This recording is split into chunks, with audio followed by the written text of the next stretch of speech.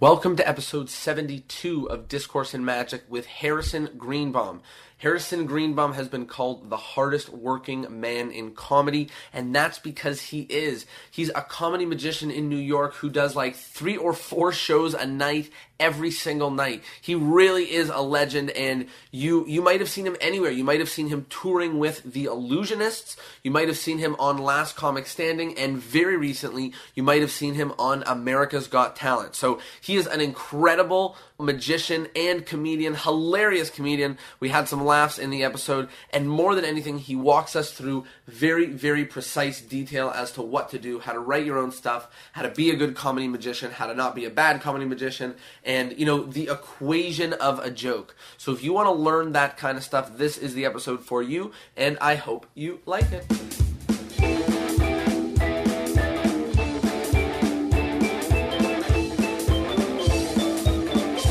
Hello, everybody, and welcome to Discourse in Magic. My name is Jonah. My name is Tyler. We are here with somebody who has been on absolutely every dream place you would want to be on. He's been on America's Got Talent. He's been on Last Comic Standing. He just finished his tour with the Illusionists.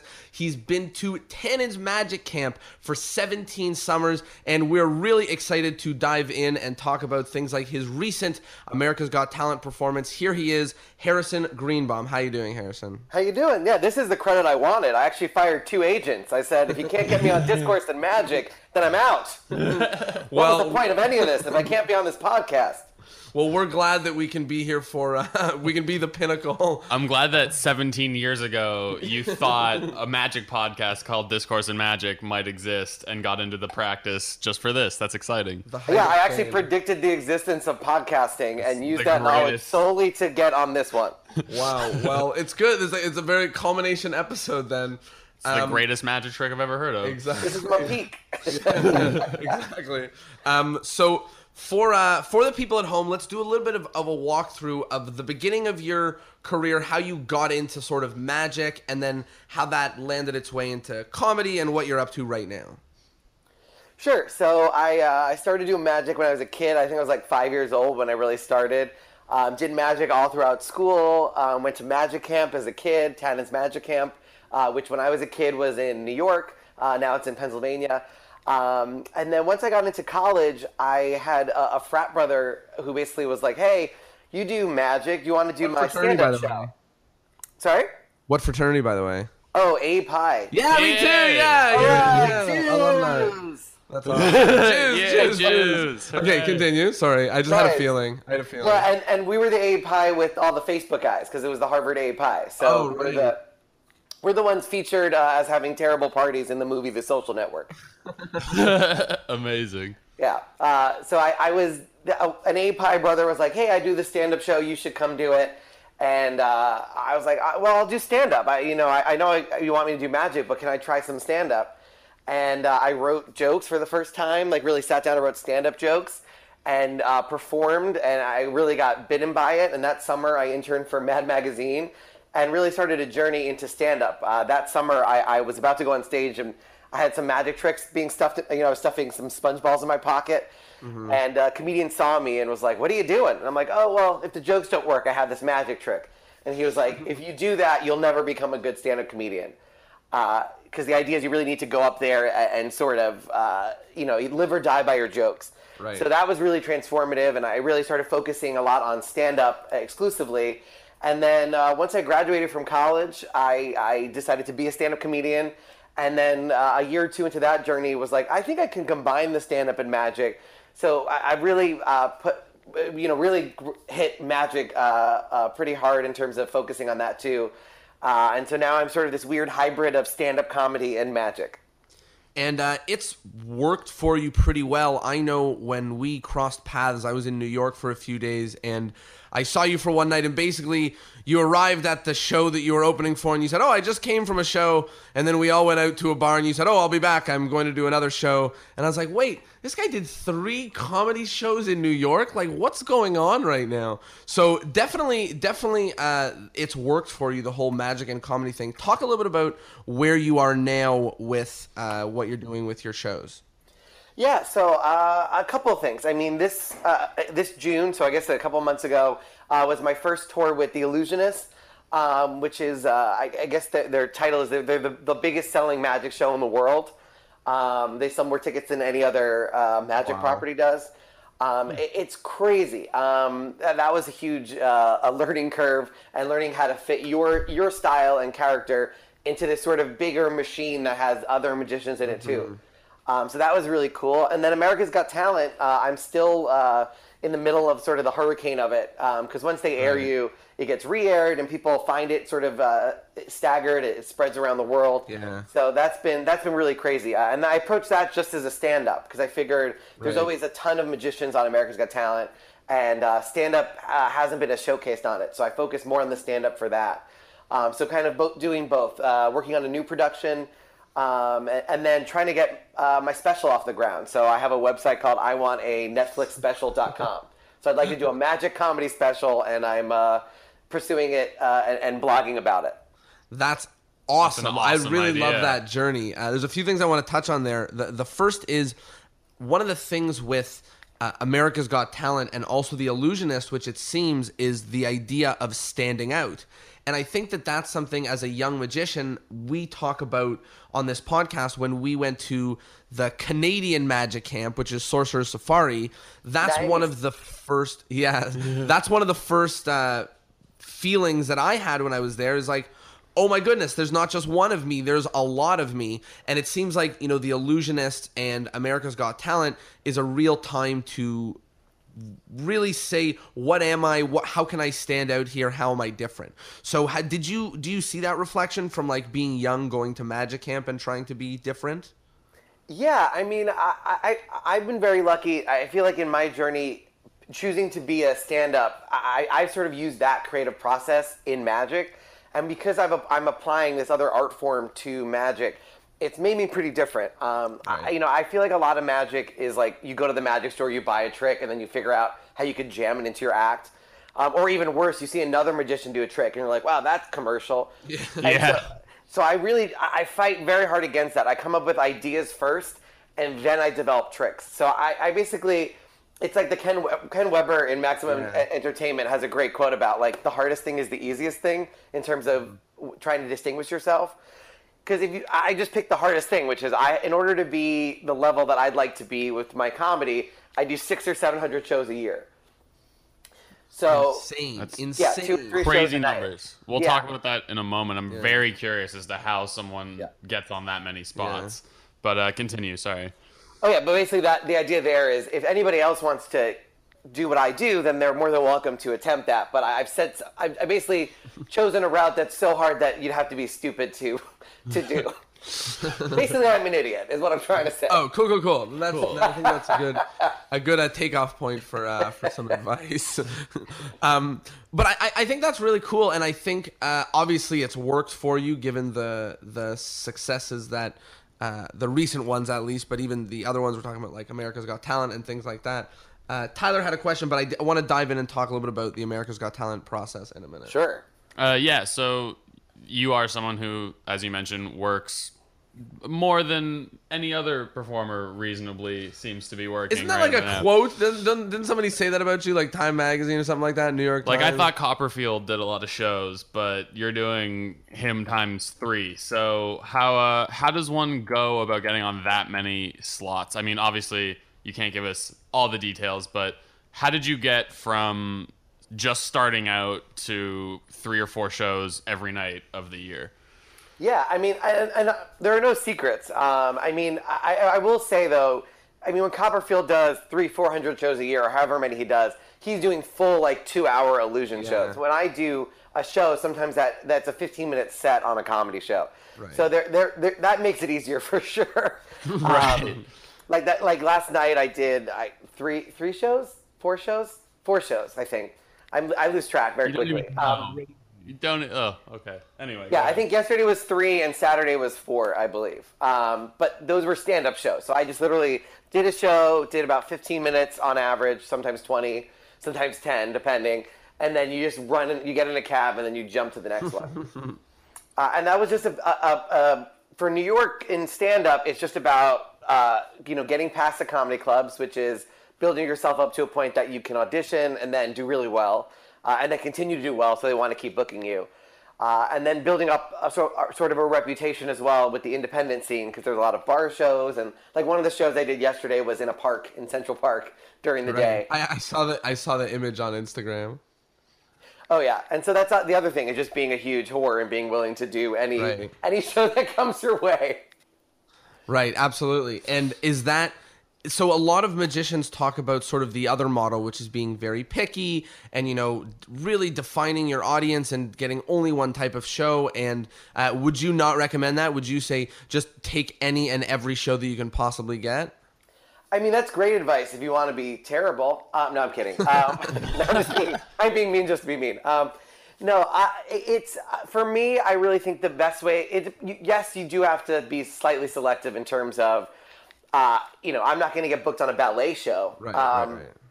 Because I'm not a ballet dancer. But so if you're a close-up magician, and that's what you want to be, then don't get booked on a 4,000 seat, arena tour. Right. Of course. So there's that level of selectivity and knowing what your product is. But for me, it's really about, especially at the beginning, it's taking every single opportunity, because that's all about flight time and just learning how to adjust and learning what to do in a bad situation. Like there's so many times, America's Got Talent is a good example of a really, really tough place to perform. All the things are sort of against you in the sense that, like, you're waiting for hours, you're really tired, the audience might not be there to see you, or like the setup might not be perfect for what you're trying to do in particular. And how do you still make all those elements work in your favor? Right. So that's why you take all those gigs, even the crappy ones, especially in the beginning, because that's what teaches you how to deal with these bad environments and make them work in your favor. And so failure seems to be the key. In every interview we do, they're like, how do you get good? By not being good for a very long time. But I mean, Seinfeld has a quote that if you're not bombing, 1 out of 10 jokes, then you're not doing enough new stuff. Right. So if one does a lot of shows to get great, and you've been doing a lot of shows for many years, can I ask, like, to what end? Like, is it just to hopefully do 900 shows every year indefinitely, or is it like once you get your Netflix special, you can stop doing nine? You know what I mean? Like, is there a plan, or is it just do as many shows as you can forever? Oh God, that would be the funniest thing ever if I got my Netflix special and it's well received, and then I'm like, cool, now I'm gonna count it. Like I was all at once. It was just for that one thing. That'd be the most Andy Kaufman way to end a career ever. Like, and I'm done. I just spike it. Got it. Where is Harrison? Oh, he's doing my taxes. Oh, that's cool. He had a great special back in the day. Your whole career is a performance art piece. Yeah, exactly. Just for that one moment of just like you walk into an H&B block, whatever accounting firm you walk into, and he's just there writing out. Oh, that's weird. Roll credits. Okay. Yeah. What was the question? Oh, the question was to what end? And I don't know. I think it could lead to a point where I just collapse on stage. That's entertaining. Well, but that's what I'm wondering. Like, I fully think that there's a lot to saying, like, work as many hours, as many gigs as you possibly can, in the beginning, right? Like, I like a lot of people try to evolve to do something less hectic, Yeah, I mean, I think, like, I've been very fortunate as a comedian to work with a lot of my sort of heroes.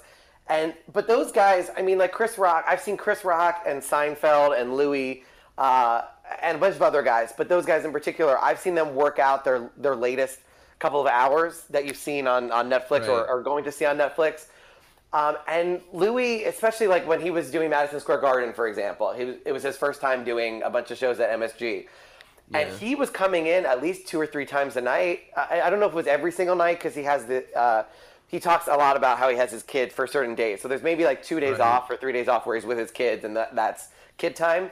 But the other time, he's doing tons of spots to get ready. And that's Louis. I mean, Louis is, he's one of the top comics of our generation, I guess, at this point. For sure, yeah. Chris Rock, too, coming in and seeing him do at least 2 shows a night and just, like, knock out material, sometimes 3 shows a night at the Cellar. So when you see those guys still doing that many shows, they're not running around and doing the worst shows. They're coming to the Cellar, which is the top club in the city, to work their stuff out.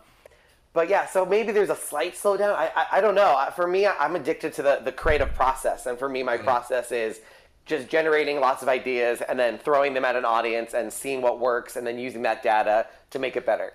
Yeah, and of course there's like the answer can very well be like no to no end. I'm living life. This is it, this right? is what I Like- want to do, comedy.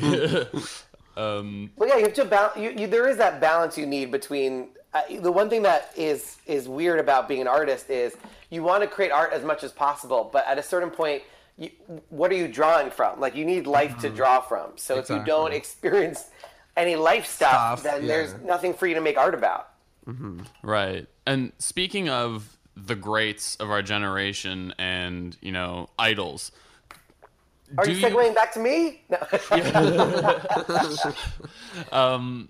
Sort of, I guess. It's the reason why I'm asking you the question is, do you think there's a place for mentorship in comedy and comedy classes? So for someone who wants to get started, like in Toronto, we have the Second City. Do you think there's some value to going and learning a structured system on how to do comedy? Or do you think the approach is write what you think is funny and bomb? Or what do you think for someone who literally has no idea what comedy is? How would you say to jump into it?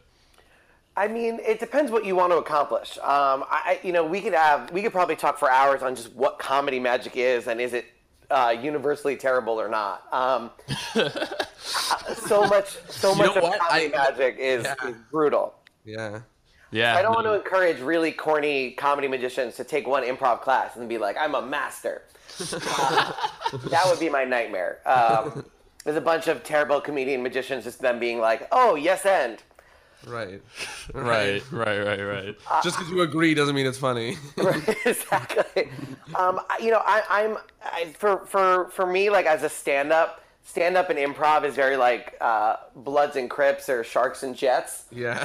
There's like a rivalry between the two camps, so it would hurt me to suggest improv over stand-up. Right. But improv is really useful. I mean, I think if you take a stand-up class, that's really helpful. But it's one of those weird things where if you don't take a class and you just get up, you can learn the same things just slower.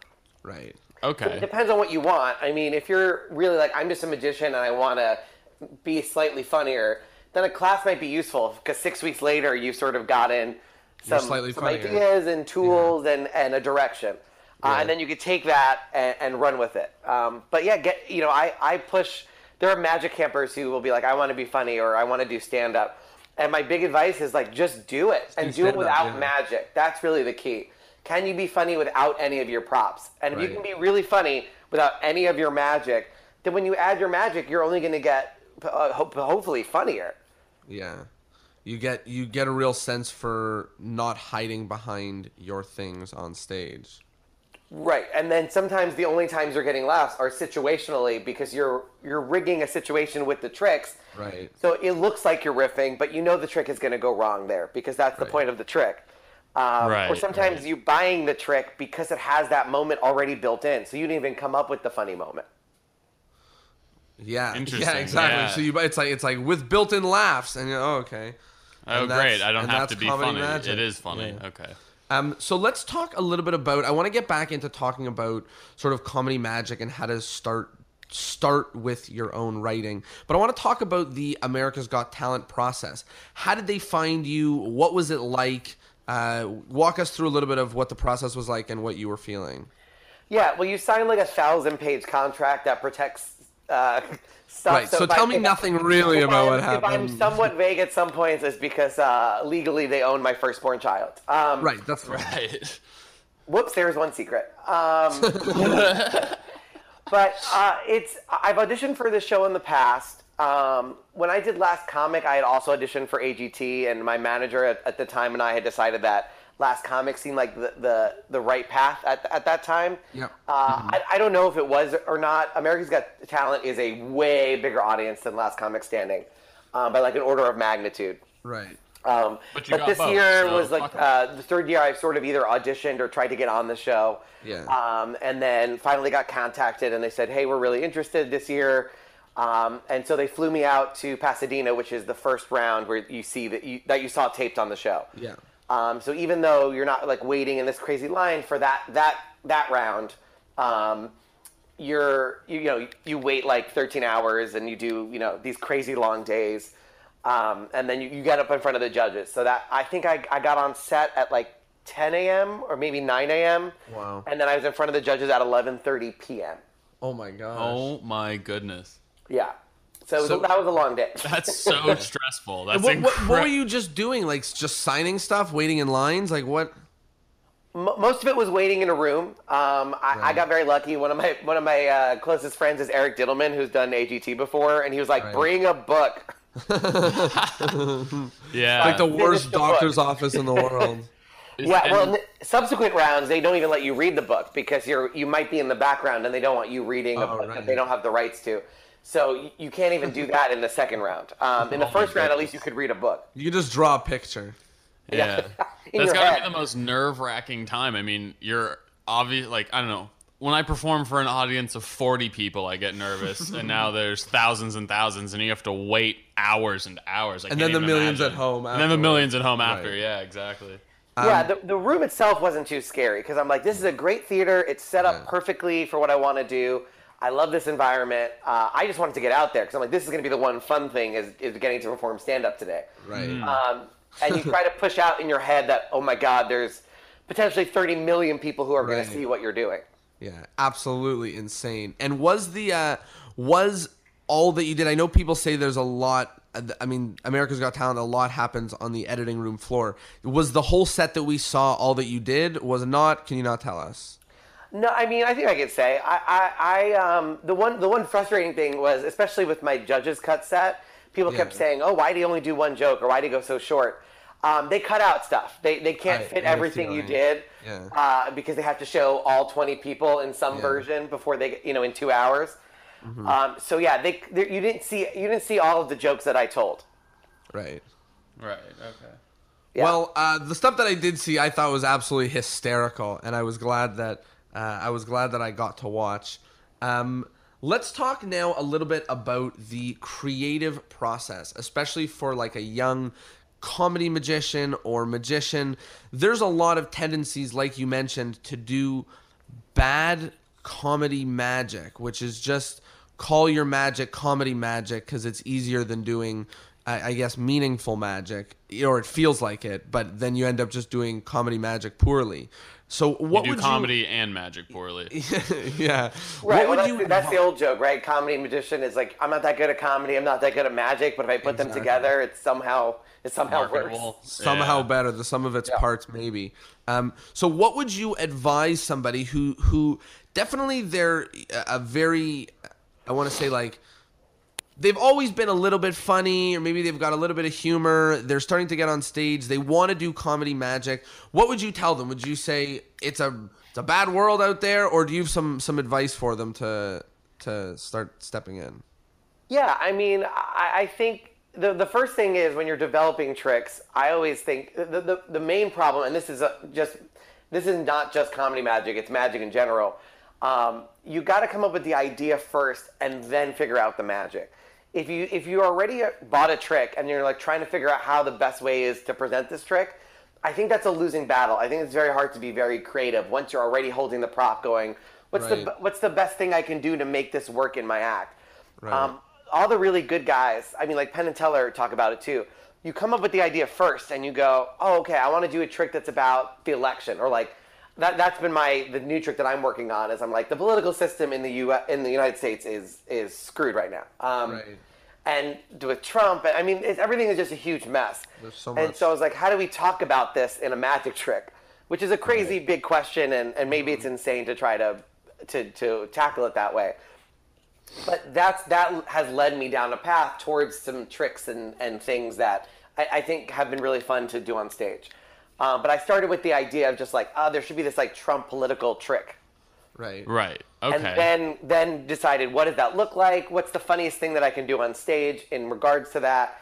And then after all of that brainstorming, begin to be like, what effects would work here? Or what is the dream effect that if it doesn't exist, I can invent? Because that's what people also sometimes forget is like, if you have a good group of friends around you and you have a good sort of, you know, all the fundamentals of magic, you can kind of invent stuff. There's at least one trick in my act where the trick that I dreamed up just didn't exist. So I invented it. I invented a method and all the props, and it works, and it's great. Right. So, and I think that's really what magicians should be striving to do. Say, you know, like there's so many magicians I know that their entire show is bought at a magic shop or on Murphys.com, and I think there's a lot to be said for making your own props and making your own methods for things. There's a couple tricks that I do that I had to build stuff for, and it's you know, it's really more rewarding, I think. And when you feel that sense of like self gratification, you really put more into the performance because you actually care about it.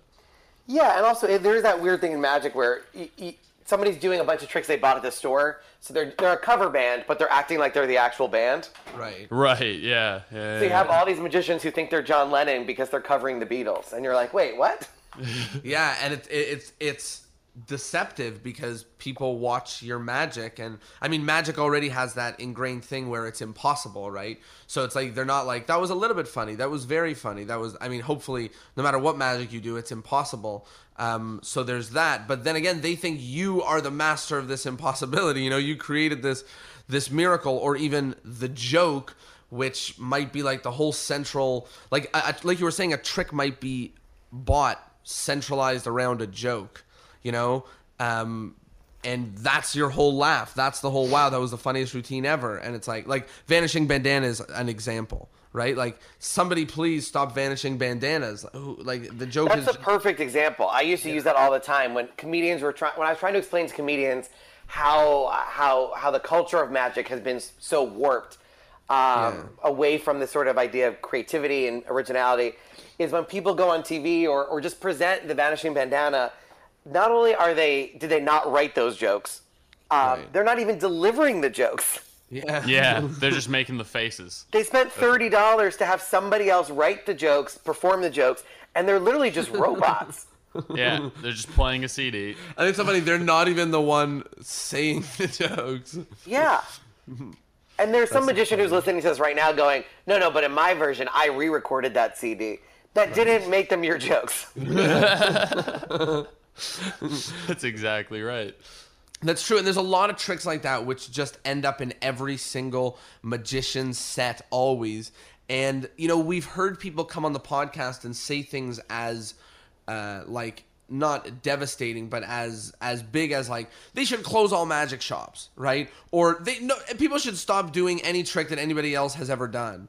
And sometimes that's seen as a little bit much, but sometimes I think that might be what, like, the magic community obviously not, like, to actually happen, but the magic community needs every single magician to say, what do I want to put on the table, you know? And if we have to dip into the same pool of methods, that's fine. Or if we have to start, you know, sharing how we come up with our ideas, that's great too. But for all of us to do the exact same tricks with very similar scripting and just for different audiences or even the same audiences, I think is running its course a little bit for magicians. Yeah, I mean, look at stand-up, right? Like, Jim Gaffigan is known for his joke about Hot Pocket. That Hot Pocket joke is amazing. Everybody loves it. No other comedian is going to do a long chunk on Hot Pockets now. Right. Because this guy has put his flag there. Right. But in magic, if we had the magic equivalent of Hot Pockets, then that person would sell a DVD on how to do Hot Pockets. Magic equivalent and of Hot everybody Pockets would do like, Hot Pockets. Yeah. You'd have 17 Hot Pockets. Well, that's what's happening. Like Rubik's Cube magic, you know? Like all this different stuff just explodes. Yeah, trends. You can actually follow trends of products in magic. And I've never even thought about it. Yeah, I've never even thought about it like that. Like our friend Wes Barker, if you say something really clever and funny around him, he gets upset because he's like, I wish I came up with that so I could use it in my set. And even if you say, go ahead, I don't care, he's like, absolutely not. Like, I'm not stealing other material. And like, I think that's a very big distinction between the two types of performance art of like comedy and magic. Is magic people are either sharing the same methods and using the same things or ripping each other off. And in comedy, it's very much so an independent art form, which is, you know, a cool sort of opposite. Yeah, you have to come up with your own stuff, and if somebody has something even similar, like there's this thing called parallel development, where people come up with the same idea, parallel thinking, where they come up with the same idea, sort of independent of each other. And that happens a lot with what I call second level ideas. Like I wrote a whole column on third level ideas where the first level idea is an idea that sort of anybody can come up with. Second level ideas are ideas that like experts can come up with, like really good audience members or people who are in the field itself, like magic or comedy. And then third level ideas are ideas that would even surprise sort of expert magicians or comedians. Right. So in second level, like if you're going to write a Trump joke, the odds are somebody else in this world wrote the same Trump joke. Right. They didn't steal it from each other, but if you're going to write a basic Trump joke, somebody else is going to come up with it too. Right. But the thing that's interesting in comedy is if you're working on something and somebody else has a similar idea, usually, one of the guys will probably be like, I'm going to drop it. Like I do that all the time. If somebody starts to talk about something that I was talking about, I might drop it, not because, his version is better, but just because I want my act to be so original that nobody else could have come up with it. And if somebody else is doing something, then it's something somebody else could come up with. So what would be a second level idea, just for an example? A Trump joke is a good example of like, if you make a joke about his hair being fake, it's probably going to be second level. So it's all what's about the surprise. first level, The then? third level thing is where it surprises even sort of somebody who's Sorry, an expert. I'm confused. What's the difference between a first level and a second level? Oh, a first level joke is just like basically a hack joke, a joke that even everybody in the audience knows is coming. Right. Okay. It's not even that surprising to an audience member is like, oh, I think I know where this is going. Right. Right. The second level is like if you've never seen a comedy show before, you're surprised by it, but like the comedians in the back are like, I know where this is going. Right. So it makes the audience laugh, but it's not as surprising as it could be. Okay. Right. And then a third level joke is something that really gets everyone. It's to catch actually them by original. surprise. Yeah. Yeah, where people are like, there's no way from the beginning of the joke you knew that the journey was going to end where it does. Right. So let's talk a little bit about the starting process. So the first few steps. So let's say someone's a young magician listening to this at home and they're like, that's great that you want me to do my own original material, but I am struggling. I can't come up with anything. And so what do? Do I not perform until I come up with something, or what do I do? And there's different answers varying to do other people's stuff until you can start doing your own stuff. And then there's just do your own stuff. It's worth struggling through that. So what camp are you in, or is there another world? Yeah, well, first of all, kudos to that 14-year-old boy who's on the internet and choosing to use it for a magic podcast and not porn. Yeah. So, I mean, congratulations. That you have unbelievable willpower. I think I don't think you ever really should be copying other people's stuff. I mean, I think part of everybody's creative journey is that you do soak up influences. Right. I think anytime you watch a budding magician or a budding comedian, you can be like, oh, that guy's a big fan of that person, right, or those two people. Yeah. I'm sure if you watch tapes of me when I was 14 or 15, you would see other magicians in me, just in terms of cadence or style. Right. So I don't think that can be helped, but I do think you need to. I don't think you should ever be doing other people's material. That kind of influence is hard to shake off. Like, how many comedians, when they start, are just yelling like Lewis Black? Or right, when I was starting out, there was a million Dane Cooks. There was a million people prancing around the stage with like a borderline Massachusetts accent, even if they weren't from Massachusetts. Yeah. Because that's part of his cadence, is to say things like that. Right. Yeah. Greg Giraldo, he says if he well, he's dead now, but Yeah. I was gonna say. he used to He's still say, around? Oh, I didn't know. yeah, he's back. What? He used to say that if you close your eyes and listen to his first special, you can hear Dave Attell sort of leaking through. Right. So that exists, but Greg wasn't. If Greg really heard Dave Attell in the joke, he would have cut it. Right. So I think tone, style, all that stuff, that there might be overlap when you're a kid. But yeah, you've got to kind of ruthlessly try to be original even from the beginning. I think why not practice the correct process, then do this other process, and then have to determine whether you need to switch over to the right process. Yeah, that's good to hear, and it's good for like the young magicians. We sort of we can listen to one of the pros telling us how to do it and how to do it right. So it's good to hear. Let's dive in and talk a little bit about the illusionist process. What was that like? What were the shows like? It looked like it was an absolute ball. Oh, it was amazing. It was. I sometimes describe it as like adult magic camp because it was so much fun.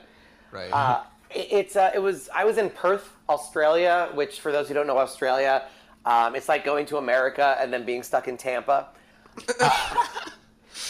It's definitely the number one city in Australia after you visited all of the other cities in Australia. But it's actually beautiful because even it was their winter, but the weather is like 60 degrees, 70 degrees, so it was really nice. But and what's that it's a 2,300 in seat Celsius? theater. Oh, in Celsius, I have no idea. Yeah, it's like 20 degrees Celsius. All right, cool. Whatever, we'll figure it out. We'll figure it out later. Googling it. It was Okay. not too hot. It was t-shirt weather. T-shirt with like a Right. jacket. Okay, cool. Oh yeah, So you tell guys us more about the weather. Oh, no, yeah. sorry. Go ahead. But it's like a 2,300 seat theater, so it's a big theater. And it basically, I guess the best way of describing it is it was sort of like building an airplane while falling through the sky. Because there was 2 days of rehearsal, and then you're performing for a 2,300 seat, a 2,300 person crowd Yeah. It was while scary. you're making adjustments and learning how to sort of, how do you play this big theater? How do you? One of the learning things that I found, because this is technology that I don't get to use as much, is we had, cameras on stage, which you're seeing a lot more is people doing close-up tricks or people just doing regular stage tricks, but using a camera in the back and a camera on stage to project it, on video screens throughout the theater. Right. So everybody can see it. And that's sort of become, I think, a standard, even at like magic conventions. People come to expect it. They don't want, you used to have, like, if you wanted to do a big theater, you had to be Siegfried and Roy and build a 70-foot tall dragon. Right. That everyone yeah, can yeah, see. yeah. And now you have people doing, cups and balls for 10,000 people. It's crazy. The technology has really pushed the accessibility of magic forward I've only ever thought about it for the magician's perspective. I never really thought about it for the audiences. But yeah, no, that's huge. But it's interesting because you have to use the technology right. Like, I think it's unfair to develop a very small show and then just project it so that you can do it for a bigger house. No, for sure. You need stuff that plays both ways, I think. I think it's good to have it in your show if you want to do close-up pieces, but I think it would be a little ridiculous to try and do, an hour and a half of close-up magic for 10,000 people. Yeah, and I get mad at myself when I watch a screen too long because I'm like, wait, I'm just watching a TV show. What am I doing? I think about it too. Yeah. Yeah, you're like, why did I pay $200 to sit in this seat when I could have just watched it at home? Or I could have sat in the back seat. Those seats are way cheaper. Yeah, or I could have paid the same amount of money and they could have piped that feed up to my hotel room and I could have watched it with room service.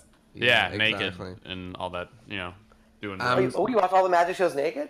that's a game Learning new changer. things about you. That is a game changer. That's actually why you're going for the Netflix special, so that people. Oh, can that's your dream. Is that your dream version of watching a magic show? Is naked on bed? just naked Yeah. on a bed. Yeah. But back to, I guess, sort of what I learned in terms of that was I was doing a trick. It was basically a card to wallet. There was a lot of things going on with it. But at the end of the trick, I have somebody on stage. Their card is in my wallet. And I, as a stage performer, would generally turn to him because the audience in the back can't necessarily see what card is in the wallet. So I need him to verify to the audience that it is the card that he, just thought of. So I turn to him and I go, is that your card? What was your card? The 9 diamonds? Is that the 9 diamonds? Yes, the 9 of diamonds. And then I would show the audience. And then they would applaud. But when there are video monitors, what I realized, because I was getting an okay reaction, I would actually turn away from the guy who's on stage and pivot to the camera guy who is on stage with me and do the whole revealing the card is in the wallet to the camera. So that right above my head is a gigantic close-up of the wallet. And so as soon as I reveal that the card is in the wallet and everybody in the entire theater can see the card they thought of is in the wallet, all of a sudden the applause shot up, like 200%. interesting. Interesting. So you have to change what you do, like the order of who you show things to. Right, so I had to go against my training, which is to basically ignore the guy on stage and do it to camera. Because the majority of the audience can't see what's going on, but they know that there's a video feed. So they're like, well, show us. You can show us. Right. So that was a big that's sort of interesting. choreographing change. Yeah. Wow. And that was the biggest stage that you'd ever been on? I don't know if it was the biggest. I've done like the Beacon Theater, which was pretty big. I've been very lucky in terms of touring bigger theaters. Awesome. But it's definitely one of the biggest. And the biggest theater I was able to do 2 weeks in a row in the same theater. Right. And really get that repetitive training that you've been getting at New York comedy clubs, but in massive theaters to prepare you for your Netflix special. Yeah, or looking where your eyes are. I mean, like that was a big director note for me. Was I was playing at like a comedy club because I want to see people's faces because normally I can. So I look down at the orchestra because I can see those people and I'm talking directly to them. But in a big house like that, sure, the 3 rows in the front appreciate it, but everybody else is like they can't really see your eyes because you're looking down, and the camera that's on you is getting you looking down. So I had to look up to the sort of blackness of the back where you can't see anything. But that also helped me increase the laughter and the applause because all of a sudden they could see my whole face and they felt like I was looking at them. What are some of the biggest differences you've found, pros and cons, to playing small comedy clubs versus larger stages? And which do you prefer and why? They're both really fun in their own way. I mean, that intimacy is really exciting, and you really feel like you're interacting with everybody. But I think the thing about the big theaters that that is very different is the rhythm changes. You have to go a little bit slower. I mean, I remember picking Louis C.K.'s brain about Madison Square Garden. We were like, what is it like? Like, what is it like to do a room with 20,000 people in it? And he had the best analogy, which was, anytime you do a show, you're driving a car. But like the bigger the theater, it's like the bigger the car. The heavier. And so like Madison Square Garden is like driving a big semi truck. So like when you make a turn, it's a big turn. You have to like really put your weight into it, and it takes a while for the car to make that, the truck to swing out and make that turn.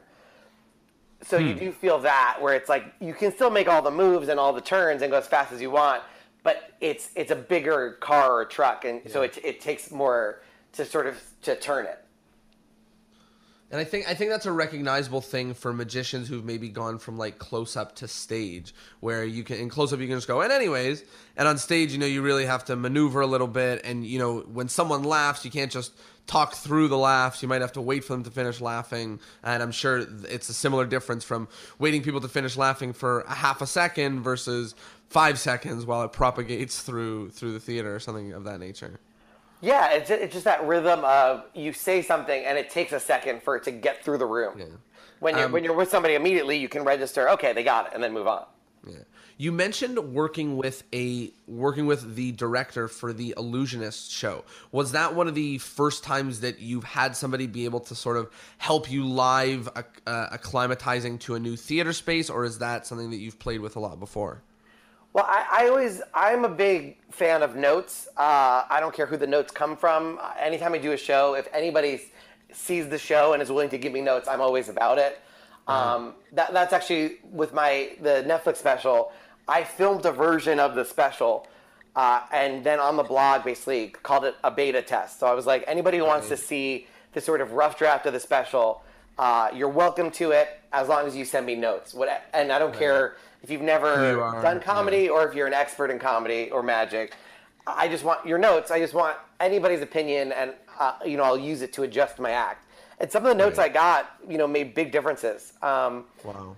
And so having a formal director, I've not always had that opportunity, but I'm always sort of drafting people to be directors constantly.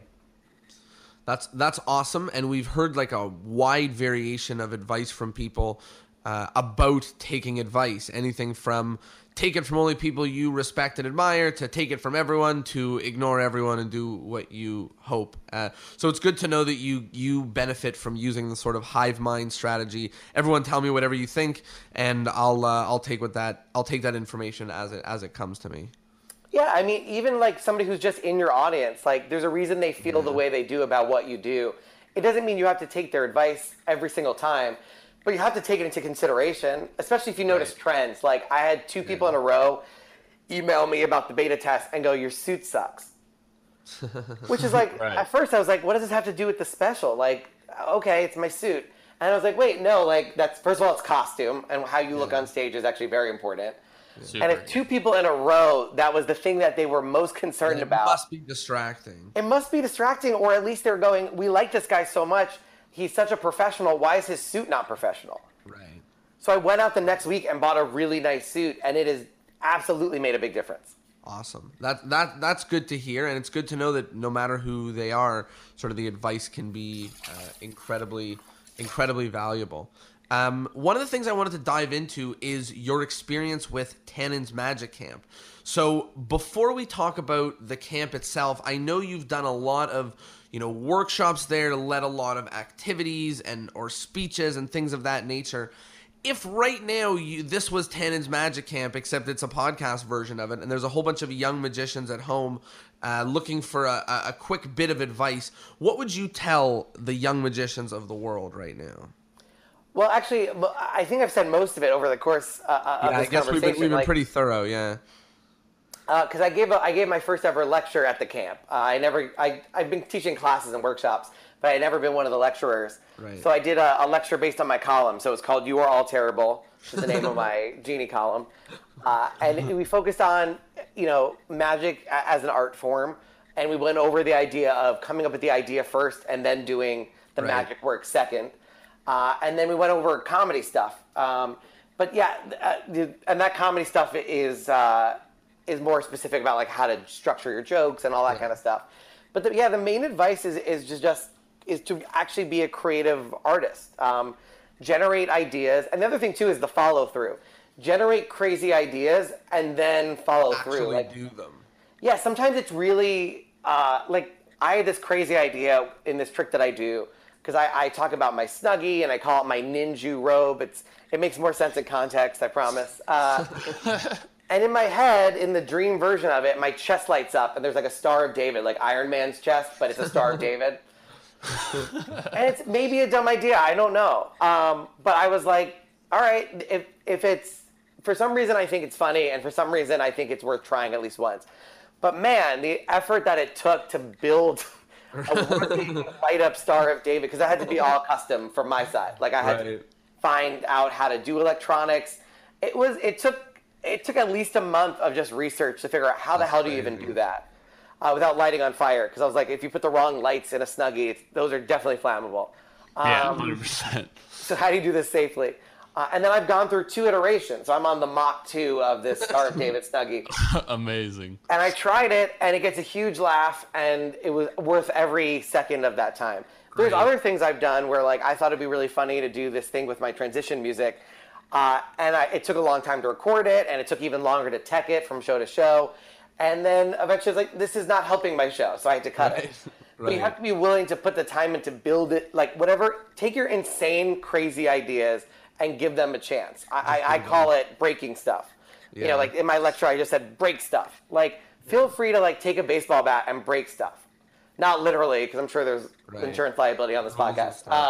To just tell people to take a baseball bat and break stuff. But well, they can make their own stuff. I don't mind. Like, yeah, some mother is going to come into their child's room and be like, "Why did you break everything in this room?" They told me to. They told me to. I want to be a better magician. I want to be on America's Mom. Got Talent. Mom. I want to be funny. America's Got Talent. You're Canadian, and then he slaps him. I like the. I mean, yes, I definitely agree that commitment and follow through are super important. But you also mentioned scrapping an idea. So, how do you know when it's time to throw something away, and how do you know when to ignore criticism? Well, there's criticism, but then there's also audience feedback. So like when you're in the room performing, yes, sometimes there's a bad audience. Yes, sometimes there's an audience that's too good. Like they're going to love everything you do no matter how bad or good it is. But over time, you're getting data from the audience, and it's telling you what's working and what's not. If you want to be really funny, are you getting really, really strong laughs on every joke you tell? There are so many magicians that I see, and comedians, who have a joke that I've seen them perform it at least 10 times, and it's never gotten a laugh. And that's failing at the process. The audience told you 10 times that joke wasn't funny and that you need to fix it. And if you're not listening, then that's a failure as an artist. So I listen to my audience. So the Jewish Star light up thing got the reaction that I hoped it did. It gets a big laugh, and it really adds to the trick, and you can feel it and hear it. The transition music was slowing me down, and I think it was hurting me in laughter. But you're using the audience. You don't have to focus on one particular audience, But in aggregate, the audience's data can't be wrong because you're performing for audiences. And do you have a target audience, or with comedy, is your goal to be able to make everyone and anybody laugh? I mean, you have to adjust. Like, Australia is a different culture. That was a whole adjustment period, was realizing certain jokes work differently in Australia than they do in America. So there are caveats to that. But if you're, I'm a performer that's mostly performing in the U.S. I'm mostly performing in urban areas. So yeah, so you can sort of be a little bit more specific than just, than Earth. But yeah, in general, it's just like even every room is trying to tell you information, and you use that data as much as you can to improve yourself. And there's that feedback loop of you try it. Did it get a gigantic applause break or laugh? It didn't. Okay, what do I have to do to make that happen? And you use the audience's data. That's the most important data that you're getting. Yeah, I like that we're coming back to the idea of the sort of hive mind of all of your audiences always, and whether that means taking the information from them as it comes right during the performance, or if they've got certain things that they want to tell you or have ideas or notes after the show, taking those as well. I wanted to dive into chatting about the anatomy of a good joke. I know it's hard and it's not a science, it's an art, obviously. But for people at home who are going to the drawing board for the first or second time to go try out their own jokes, write their own jokes, do you have any either, I don't know the right word, but like a recipe, an anatomy, a structure, anything that they can try to follow to start playing with and having some ideas? Yeah, well, the first thing is I basically already gave you the secret, which is if you can get that joke in front of an audience and they laugh at it, then you have a funny joke. And sometimes it's just about being, the reason I do 2-3 shows a night, or however many shows I can do in a night. Like tonight, I'm headlining Monday Night Magic, but right before I do that, well, I'm doing a set at a stand-up club, and then as soon as I get off stage, I have to run to another stand-up club and do a set. The reason I'm doing that is because I have these ideas, and I legitimately don't feel like I know if something is funny until an audience laughs at it. Right. They're the ones who decide whether it's a joke or just a sentence. But there is a structure. If you watch a lot of stand-up, you start to see the structures. So be a student of good stand-up. You start to realize that there are formats and rhythms that are universal. Just the way like every magician knows a double lift and a French drop, and there's certain basic fundamental techniques. There are the same thing for comedy, and those are just sort of joke structures and rhythms, and you can pick them up by watching a lot of stand-up. But the basic joke structure would be like setup, punchline, tag. So the setup is the premise, sort of introducing the joke, and the rule of thumb is to keep it as short as possible. Right. The biggest criticism of a new comic is that their premises are too long, which means it's taking too long for them to get from premise to punchline. The punchline is the surprise. It's sort of the twist ending. It's like that M. Night Shyamalan moment where you realize what the joke is about, and that's the big explosion. When you deliver the punchline, there's that big boom, and that's the laugh. Right. And then a really good comic, because they've already invested time setting up the joke, getting to the punchline, they then wring extra laughs out of it by doing what are called tags, which are a little other jokes that are basically other punchlines that don't require a new setup, that are using the components of the joke you've already said to continue getting laughs out of it. Wow, that's an awesome sort of equation and structure for people to start playing with. Obviously, it's not be all and end all, but I think that it's at least a tool for people to just, you have what you need now to write and start. And here's the other side of it. So that's just what a joke is. It's like telling you what a magic trick is, that there's you introduce the props and then you do something surprising with the props, that kind of thing. And look for that when you watch other stand-up. What's the setup look like? What's the punchline? What's the tags? How do they vary that structure? But then there's what I call the 3 C's of comedy, and those are the things that make a good joke. So it's compression, which is how tight can you make a joke? How short can it be? How making sure there's nothing extraneous at all. All the best comics, if you look at what they're saying, leave out details because those details are not important to getting to the punchline. So that's compression. Contrast is every joke has at least 2 forces that are fighting each other. There's force A and force B, and they're in a fight, and the punchline is the resolution of that fight. Right. And if your joke isn't working, it's probably because the contrast between A and B is not big enough. So a joke comparing apples to oranges isn't as funny as a joke comparing apples to pirates. Right.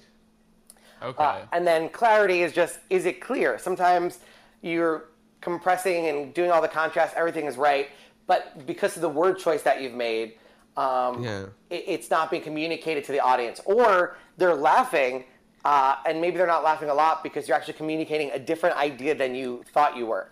Sometimes I get a laugh and I realize, oh no, this joke is not saying what I'm actually trying to say, and then I have to rewrite it.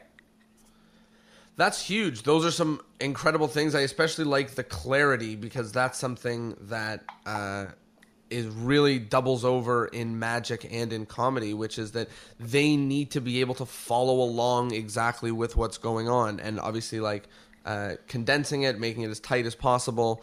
Yeah, my biggest criticism of most magicians right now is all their magic is so procedural that you're just waiting for the magic moment, but nothing from the first beginning to that moment is exciting or interesting, and it's very long, and there's a lot of counting and shuffling and dealing and handing out packets, and right. I like you can steal the idea from comedians, which is if we have a joke and there's a big punchline. Like a lot of my bits are 2 to 3 minutes, and what I've realized is sometimes there's that big punch, but if it's taking me too long to get to the big punch, and I feel like I need to say the things that I'm saying to get up to that. The other trick is you insert other punchlines before you get there. That there are other jokes on the way to that journey. Right. And it's the same thing if maybe there is a lot of procedure that you need, but how do you make that interesting? How do you make the journey so interesting that the punchline almost is like, oh well, yeah, and the trick worked too. That's great.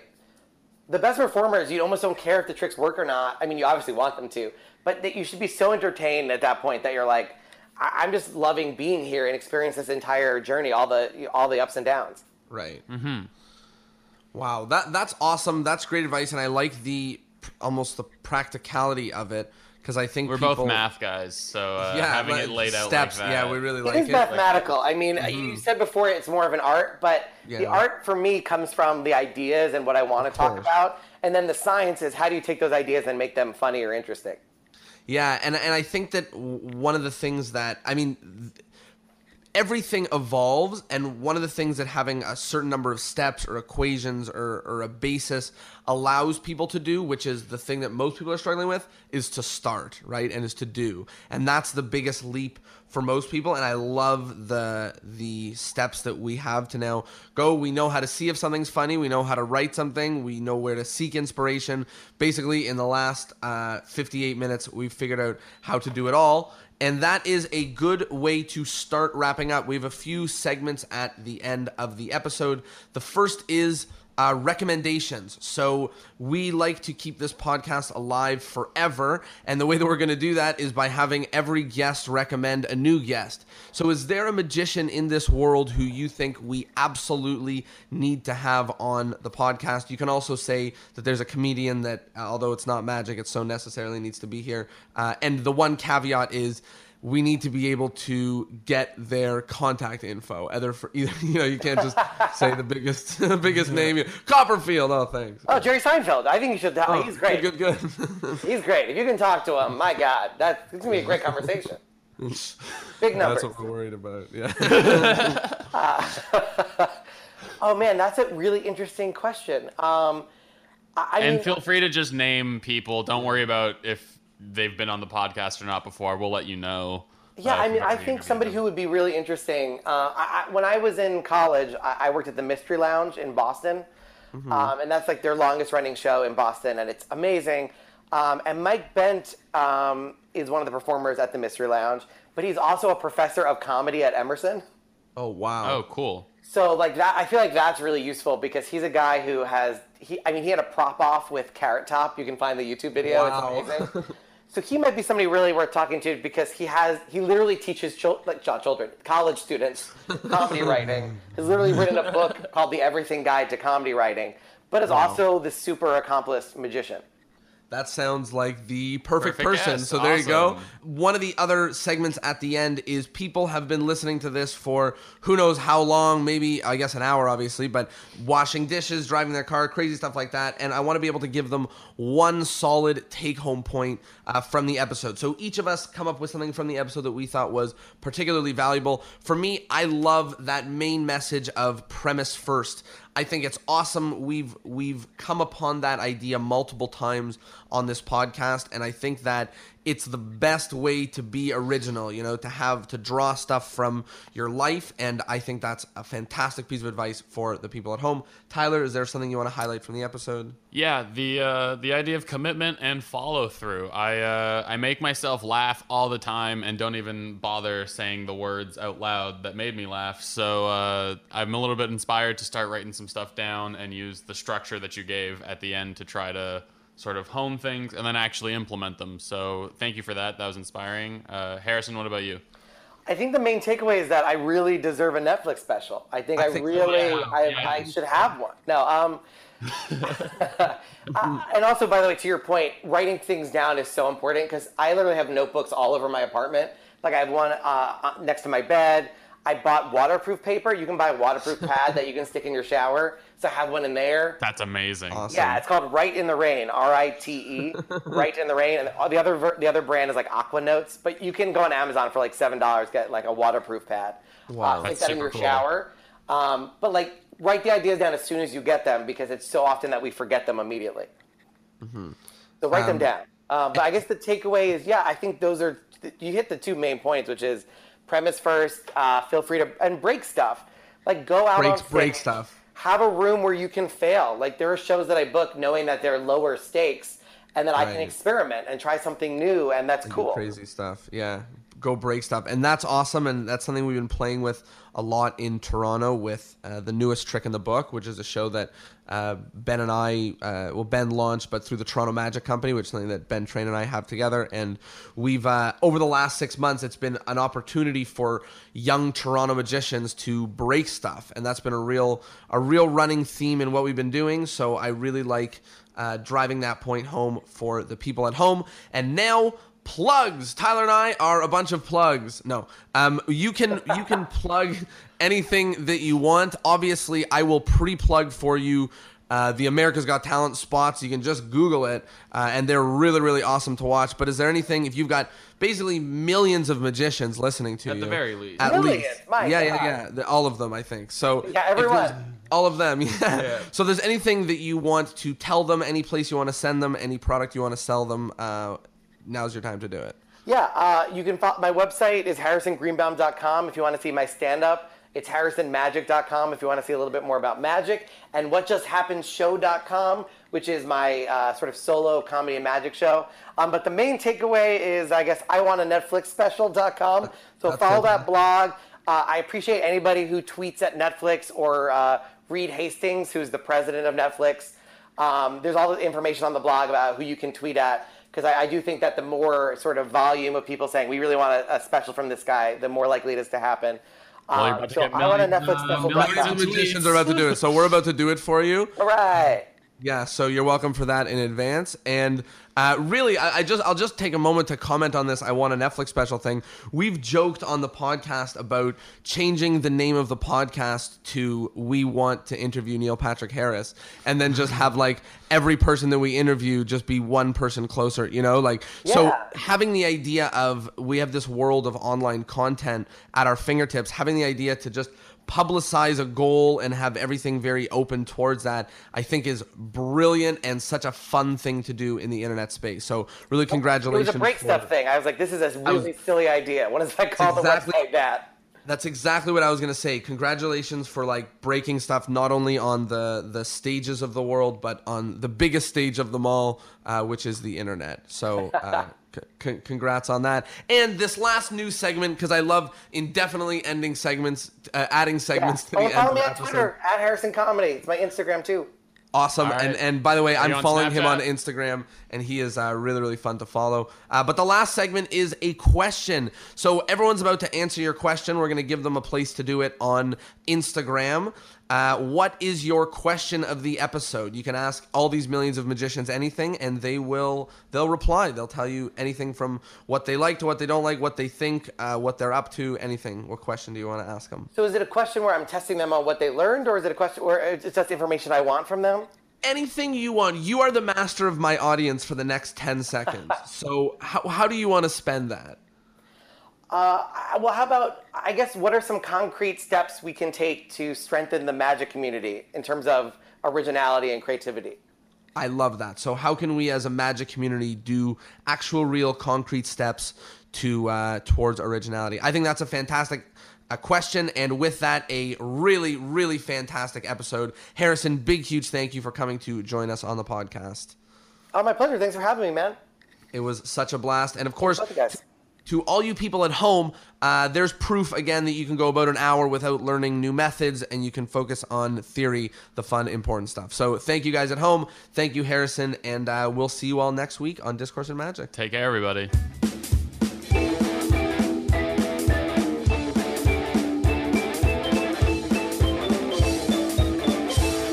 Episode 72 of Discourse in Magic in the books with Harrison Greenbaum. That was a huge episode, and you know what would mean the world? If we could make it reach a huge amount of people. I think we dove in deep, and Harrison gave a ton of value. And if you want to help spread the value, if there's a magician that you want to help add some comedy to their magic, do me a favor, share it on anywhere, Facebook, Twitter, Instagram, anywhere. And tag us. It would mean the world. Thank you all so much, and I'll see you Thursday.